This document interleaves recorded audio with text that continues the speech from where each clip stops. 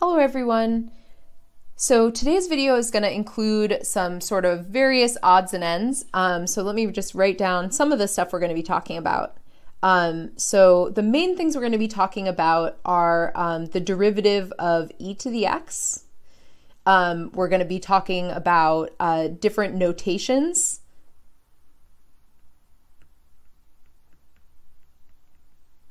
And we're going to be talking about higher derivatives, so like second derivatives, third derivatives, etc. So we're not going to really be learning, I think today's going to be a little bit simpler than yesterday's video, and it's going to give a little bit more of a chance to practice this stuff from yesterday's video. And then same thing actually with tomorrow. So tomorrow we're going to be looking at some applications. So we're not going to really be delving into new derivative rules just yet. I just want to make sure you get a chance to really practice the ones that we talked about in yesterday's video and that we'll then talk about today. But before we get into those topics, actually, there's one other thing I just want to mention. So sort of random aside, but we talked about yesterday how the derivative of a constant is 0, and I just wanted to show you a couple of different visuals of how you can think about that, just because it's something that is important and comes up a good amount. So maybe let me write that down. So we saw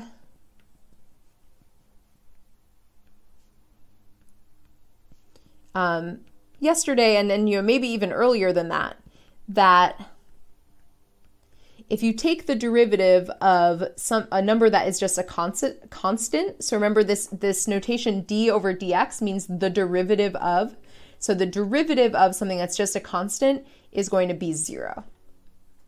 So I just want to show you first an example where you, let's say you just have a function that is f of x is equal to 1. So if you have the function f of x is equal to 1, well, the derivative of this function is just going to be 0.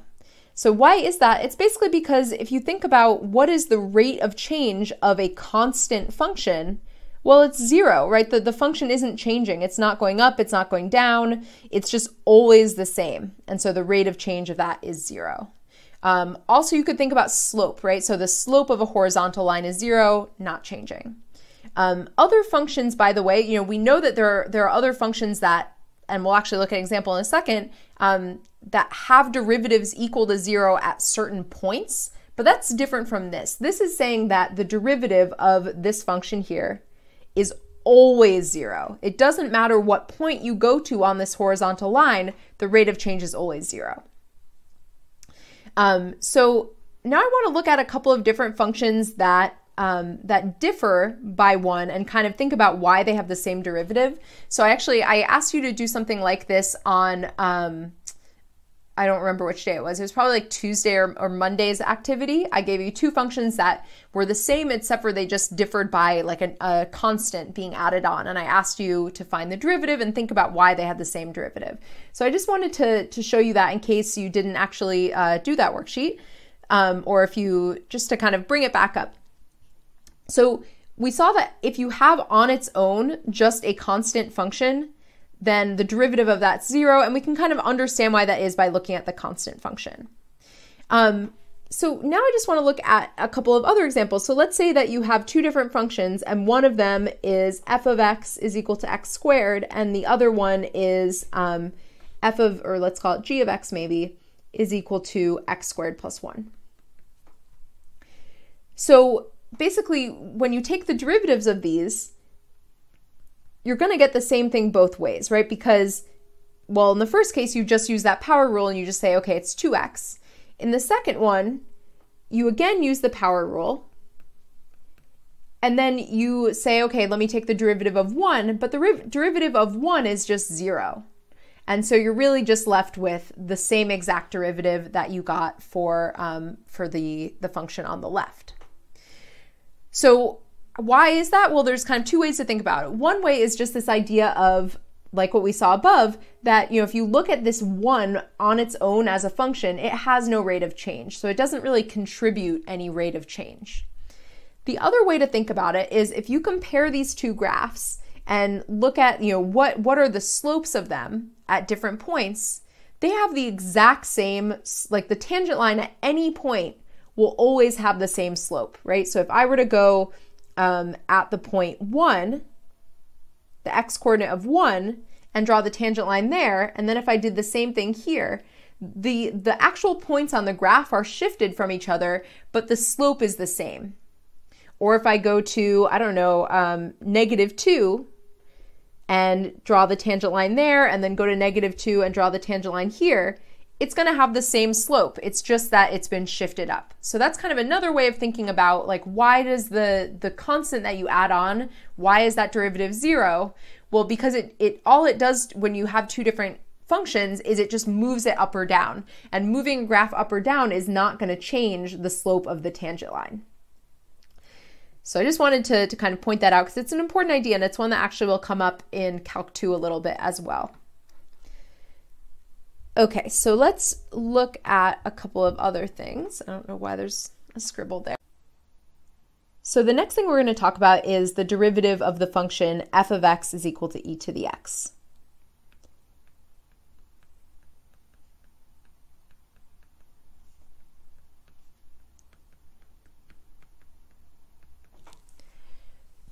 So this is actually a pretty interesting example, and we'll see why in a second. So I have the graph of e to the x pulled up here so that we can refer to it.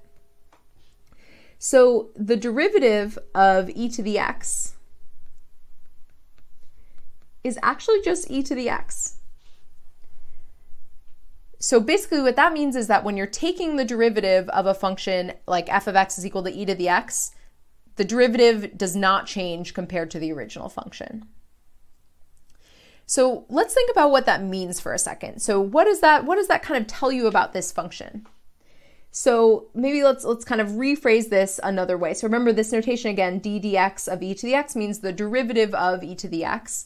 But another way that we could have phrased that is we could have said, you know, if f of x is equal to e to the x, so if let's say that that's your original function, then its derivative function is also equal to e to the x.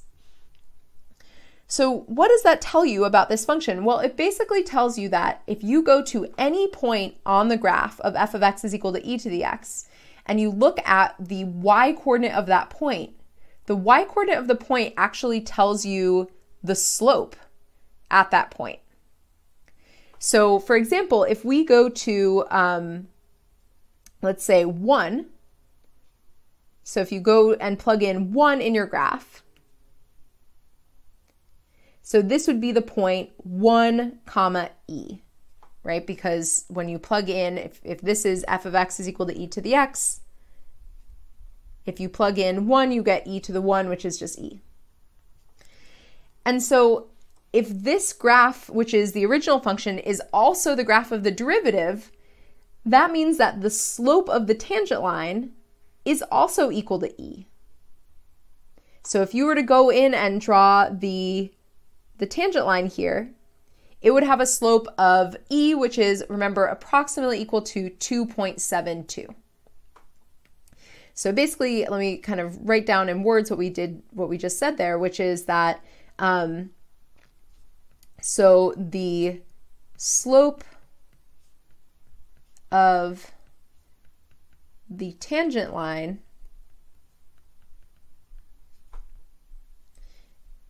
at every x value is the same as the y coordinate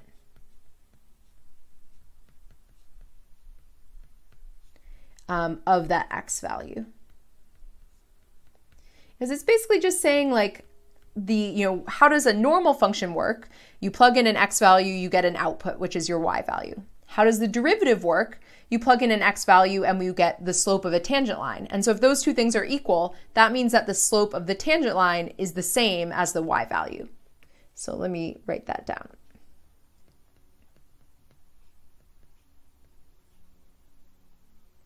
So kind of interesting.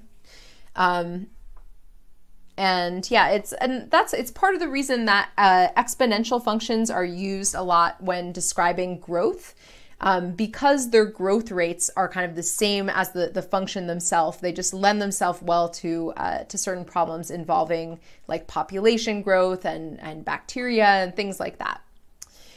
So we'll later on talk about how to take the derivative of an exponential function where the base is not e. So something like 2 to the x or 3 to the x, we'll get to that a little bit later in the quarter. Okay, so let's do an example real quick with mixing together what we now know with some stuff from last time. So let's say that we have the function f of x is equal to 3 square root of x minus 5 over x plus e to the, plus e squared, plus e to the x over 2 minus e squared. And so the question is to find f prime of x. So the first two terms, we're going to have to use the power rule. So we're going to want to rewrite this as x to a power. So let's start by doing that. So f of x could also be written as, so 3 times the square root of x is the same as 3x to the 1/2.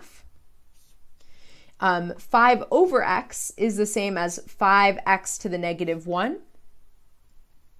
And then we might want to rewrite this next one, e to the x over 2. Let's rewrite that as 1/2 times e to the x, because I think that will make it a little bit easier to see what the derivative is. And then minus e squared. Okay, so let's go through and take the derivative. So by the way, there's a word for a verb for taking the derivative, which is differentiate. So maybe I'll just tell that to you now because we might use that later in the quarter. So this basically means the same thing as take the derivative.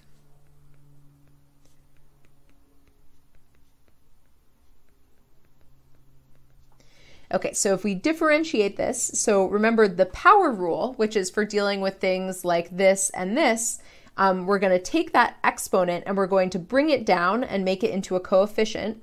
And then whenever you're multiplying with a constant, like here and here and here, those are just going to come along for the ride. So you're just going to kind of put those aside, do the derivative of the other part, and then multiply them back together.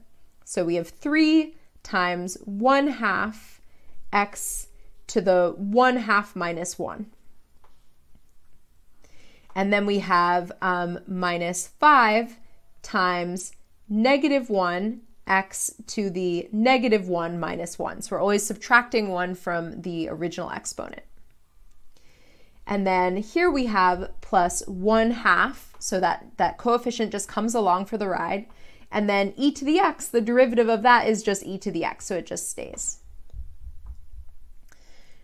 Okay, last part, what about e squared? What do you think the derivative is of that? So this is kind of a tricky one that I like to just throw in because e squared is just a number, right? E to the x is a function because it has an x in it. E squared is just whatever 2.72 times 2.72 approximately, what that is equal to. So this is just a number. So that means that the derivative of it, because it's just a number, is 0. So that doesn't really affect anything at all. I just kind of put that in there to trick you. So what do we get here? We get 3 over 2 x to the -1/2. And then here we have plus 5 x to the -2.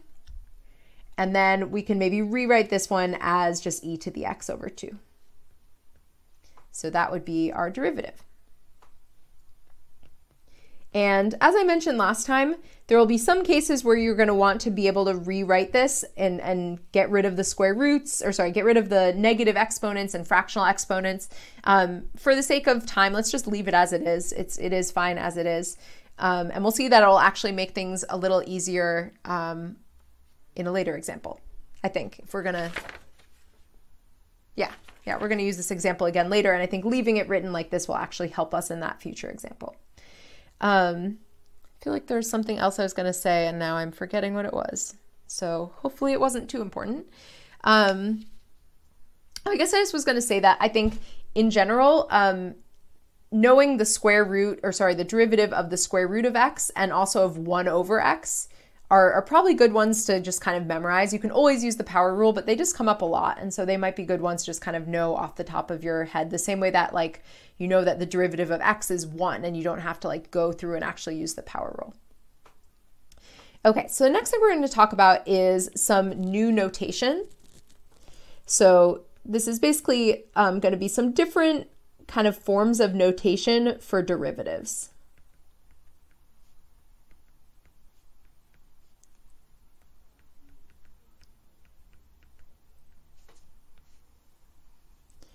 So I'm going to write down a few, we're going to write down a few statements that are basically going to be all just like equivalent. So the following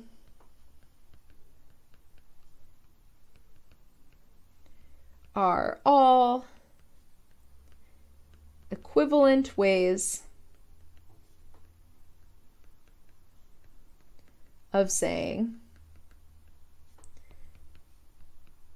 the derivative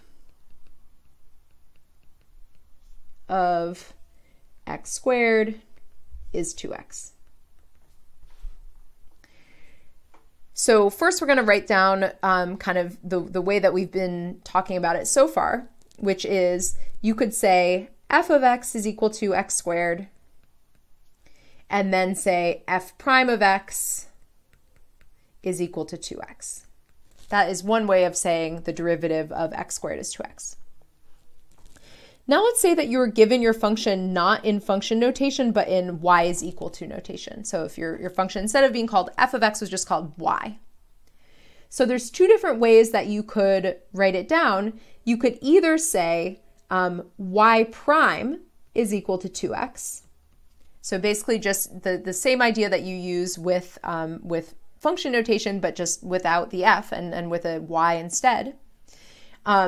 Or you could write dy dx is equal to x squared.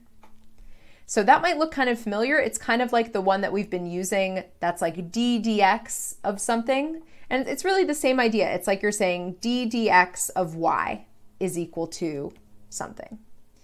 If you wanted to, you could probably even say like d dx of f of x is equal to 2x.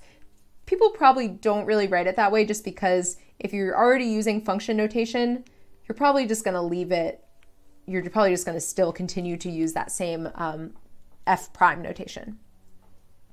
Another way of writing it, which is what we said the other day, is that you can say d dx of x squared is equal to 2x. That's like kind of a nice concise way to say it without having to introduce a function. And then one last way that is kind of like a nice concise way if you don't want to introduce a function is you can just take whatever you're taking the derivative of, put parentheses around it, and then put a little prime like that. And so that is a little bit more, I guess, like I'd say informal. It's not necessarily used as much, but I think it'll be really useful when we get into taking more complicated derivatives where like if you have a bunch of different things and you want to like kind of go through and take the derivatives and do it in an organized way, using that notation can kind of help you keep track of like what you need to take the derivative of. Okay, so just to give an example, kind of going back to what we did on the last page. So on the last page we had, f of x is equal to that function. If we instead had written it as y is equal to 3 root x minus 5x plus e to the x over 2 minus e squared, instead of saying f prime of x, we could have just said, dy dx is equal to, and I didn't write down what our answer was. Let me just think real quick. So it was 3 halves x to the negative 1/2 plus 5x to the negative 2 plus e to the x over 2, I believe. Okay, so one more thing for today's video, which is going to be talking now about taking higher derivatives. So basically, once you take the derivative of a function once, that gives you a new function, right? Like if you have f of x and say you have f of x is equal to x squared. The derivative f prime of x equals 2x. That's also a function, right? Like you can kind of forget about the x squared and just think of that new function as a function itself. And you can take the derivative of that function. And then you can take the derivative of that function. You can keep taking the derivative. And so this is this idea of higher derivatives, is basically just, taking your derivative function and taking the derivative of that and continuing as many times as you want or need.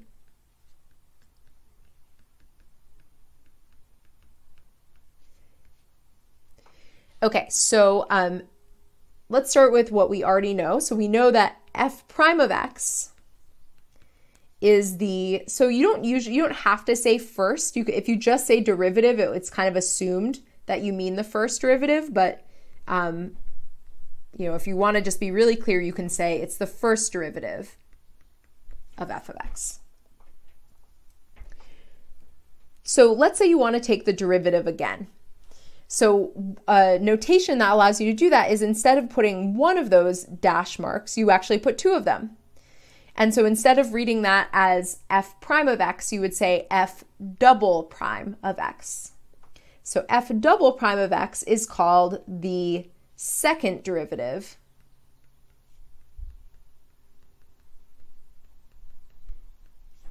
of f of x. Or you could think of it as the first derivative. Maybe let me actually, for the sake of space, let me just say it like that. It is the first derivative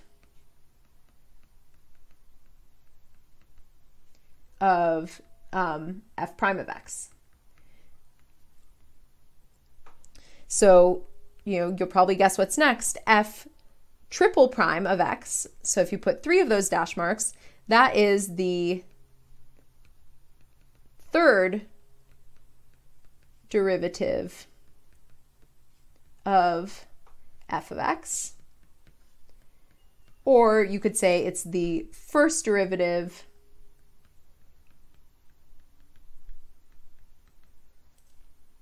of f double prime of x.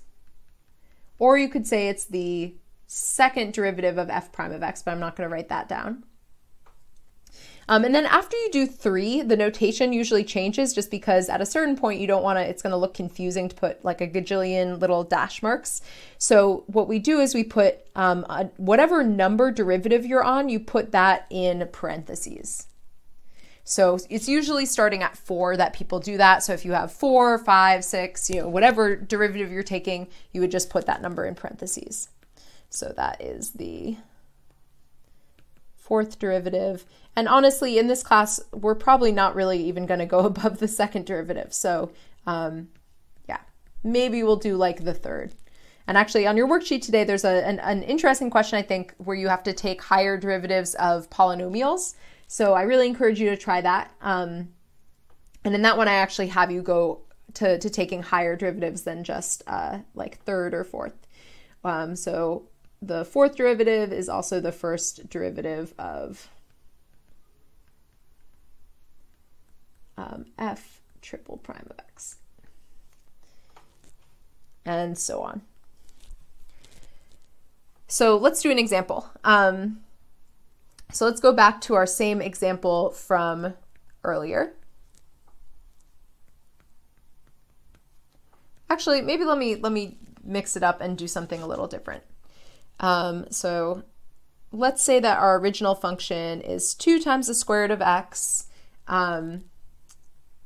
Actually, sorry, let me make this even a little more interesting. Let's say it's 2 times the cube root of x minus 5x divided by x squared. Hopefully these numbers aren't going to be too crazy and I won't regret this choice.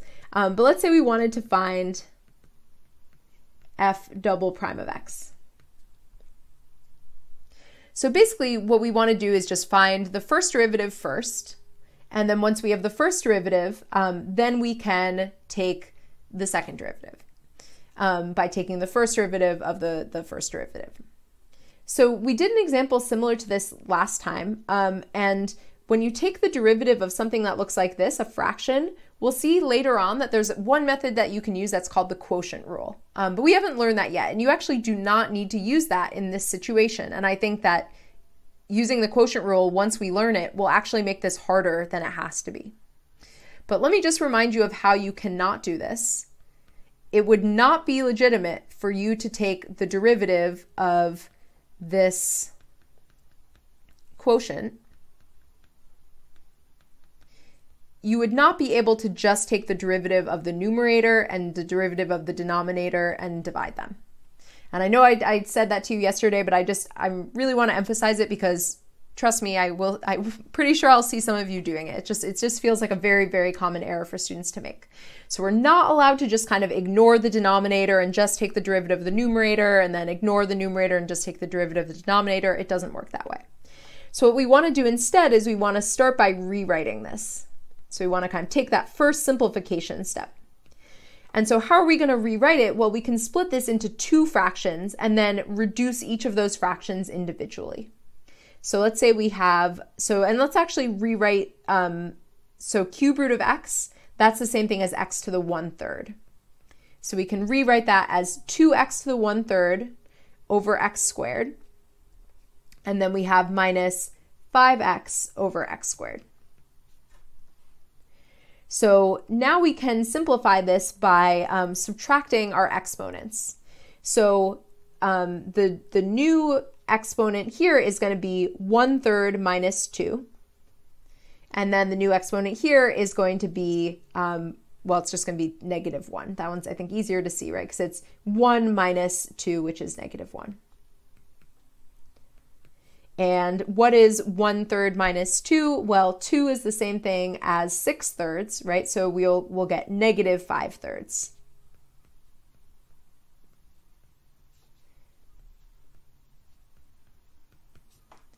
So just to remind you, and again, this is one of those things that I just see students do a lot, we have not taken the derivative yet, right? All we've done is simplify. And so now we're ready to do this new thing we just learned the word for, which is differentiate. So the derivative we'll get here is going to be 2 times -5/3 times x to the -5/3 minus 1. And then our next part is going to be -5 times, and I know I made this the same as one we already did, but that's okay, times x to the -1 minus 1. So that's going to come out to -10 over 3 x to the, so -1 is -3/3, so that's going to be -8/3 when we combine. And then this will be plus 5x to the -2. So that is our first derivative. So now we want to take the derivative again.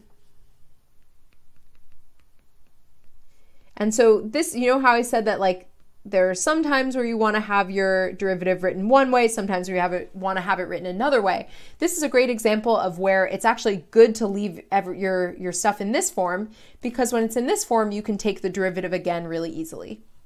So if you're taking a higher derivative, then that might be a case where you don't want to worry about putting it back into, you know, square root of x or 1/, or anything like that, but just kind of leave those exponents as is.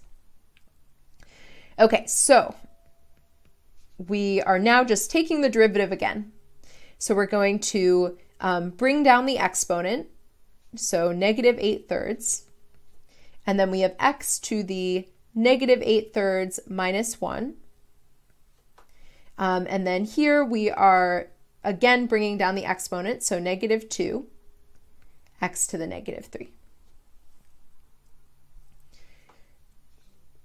So let's multiply this together. So we're going to get 80 over 3, or sorry, over 9, x to the, so -1 is -3 over 3, so that's going to be -11 over 3. And then here we're going to get minus 10x to the -3.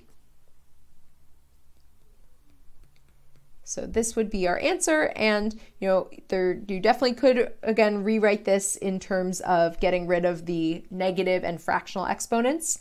But let's just, for the sake of time, maybe let's just leave it as is for now. All right, there's one more thing I want to mention today, and that will be the last thing, which is how to write higher derivatives using other notations. So higher derivatives in other notations. So the first one is basically what you would expect. So if you're using like y prime notation, you would have y prime, y double prime, y triple prime, you know, then you could say like y4, etc.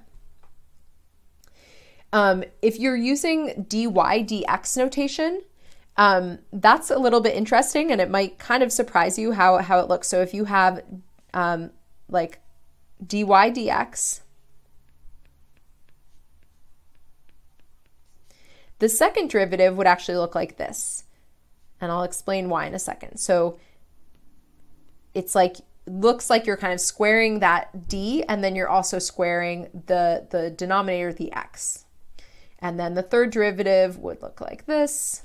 And I'll explain in a second why it is that this looks the way it does, etc. So why does that, like, why is it not, and this is something that actually kind of bothered me, I think, when I was a calculus student. I remember being like, why is it not like, you know, I would expect it would be like dy dx like that. You know, why is it not that both things are squared like that? And so the reason is because you want to think of d dx as being like one item. Like that's the part that is saying the derivative of. So you're always taking the derivative of the same function, right? It's the function is y. And so the part that's getting squared isn't the function, it's the derivative. It's like when you put that 2, that doesn't mean that you're squaring the function, that means that you're taking the derivative again. So that's the reason that those numbers get applied only to kind of part of what's going on. So just when you see that, so you don't get confused, it's just another way of saying the second derivative. All right, so that is it for today. I definitely encourage you to do today's worksheet. I think it has some interesting questions that are a little bit, you know, sometimes I think the worksheets are more just practice what we did today, but today's worksheet I think has a couple of questions that get into some slightly more interesting stuff. So I would definitely recommend checking that out. And like I said, tomorrow we'll be doing some applications of finding derivatives and first and second derivatives to kind of like real world problems and seeing how calculus can be used in the real world. All right, I will see you next time.